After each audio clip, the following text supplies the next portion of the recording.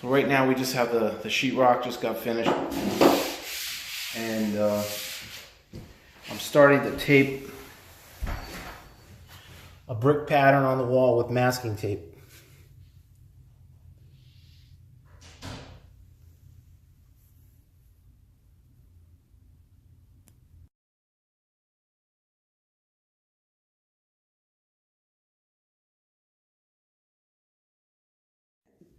Okay. So what I'm doing here is I'm measuring the width of a brick is 2 1/4, and marking off 2 1/4 inches on the wall. And then I'm going to take my level, make sure I'm pretty close to level there.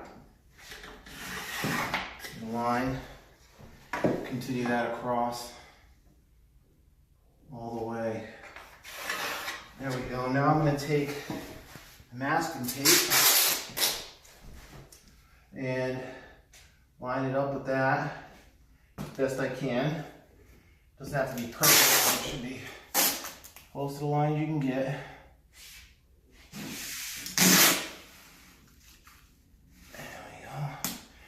Alright, now the width of the tape is about twice as much as I need for the grout line of the mortar line of the brick. So I'm going to cut this in half.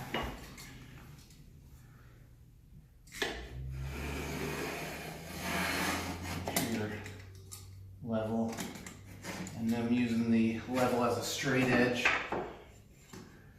So I'm level and cutting guide at the same time. There we go. Peel that off.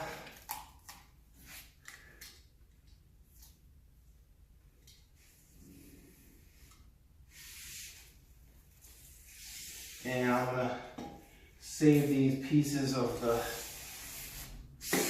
horizontal cuts to make the vertical lines with. So I'm going to continue on the rest of the wall with that. You can cut it now. So what I've been doing is masking tape off the dimensions of a brick. So I measured a brick. Fortunately, we have a brick foundation in this house, and brick is about 8 inches. So I took a paint stirrer, made myself a little template so I could easily just measure off the bricks there. And I decided on my pattern, and I started laying it out with the half a strip of masking tape. So each time I made a row here, I cut the tape in half, saved all those halves, and now I'm putting the verticals on here. So I'm going to finish up the wall with this geometric pattern. There's going to be a TV over here and a fireplace here, so it's just going to be the bricks, but you could get really involved with it and maybe put a geometric shape like a triangle or something like that in the middle if you wanted to get clever. But I'm going to finish up the masking tape, and then I'll get to the trowel work. Alright, so what I've been doing now is I've taken joint compound and I'm adding that to the wall over the tape areas, and being careful that you don't pull the tape off the wall, because that can happen in spots and you just have to fix that later. But I'm just applying a thin set coat over right over the tape.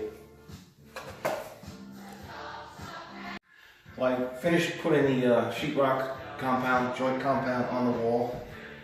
It's a couple millimeters thick, I guess. And at this point, I guess you want to texturize the surface however you feel. I just kind of drag the sheetrock knife over the wall to create just imperfections, because bricks sound perfect. And we'll see what it looks like when I pull the tape off. And what I'm doing now is pulling the tape off. As you can see, you got to be careful. It wants to, in some places, pull the sheetrock covering off, so just pull carefully. And you can see, I think I've achieved about what I want, just 1 to 2 millimeters of thickness in most places. It's messy, there's no question about that, But I think once it's done, I've got some nice texture on the brick surfaces. I'll let that dry, and then after that I'll work on the grout lines.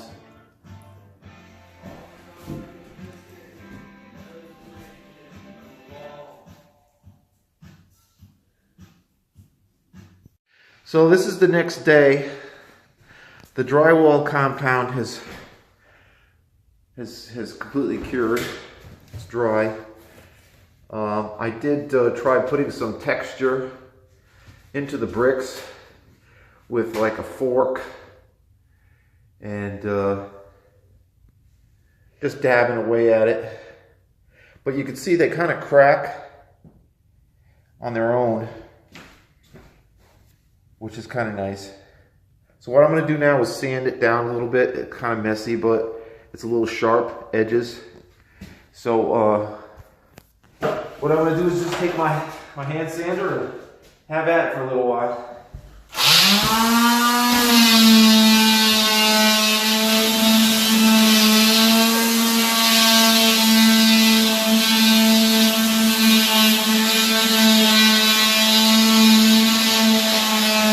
Okay, so the wall is pretty much dried, and I'm priming it now.